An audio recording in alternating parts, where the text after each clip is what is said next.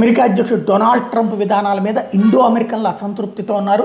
రెండోసారి అధికారంలోకి వచ్చిన తర్వాత భారత్తో ద్వైపాక్షిక సంబంధాలు నిర్వహిస్తున్న తీరుని 55% మంది వ్యతిరేకిస్తున్నారు. Carnegie endowment for international peace విడుదల చేసిన 2026 ఇండియన్ అమెరికన్ ఆటిట్యూడ్ సర్వేలో ఈ విషయం బయటకు వచ్చింది. యోగో భాగస్వామ్యంతో నవంబర్ 25, 2025 నుంచి జనవరి 6, 2025 మధ్యలో ఈ సర్వే జరిగింది. ఇందులో 1000 మంది ఇండియన్ అమెరికన్లు పాల్గొన్నారు. భారత్తో ద్వైపాక్షిక సంబంధాల విషయంలో ట్రంప్ విధానాలను 55% మంది వ్యతిరేకించారు. వాణిజ్యం, వ్యూహాత్మక సహకారంతో నెలకొన్న విభేదాలు క్వాడ్ కూటమిని ఇండో పసిఫిక్ లక్ష్యాలను దెబ్బతీశాయని వాళ్ళు పేర్కొన్నారు. 25% మంది మాత్రం ఎలాంటి అభిప్రాయాన్ని వ్యక్తం చేయలేదు. మరో 20 మంది మాత్రమే ఆమోదించారు.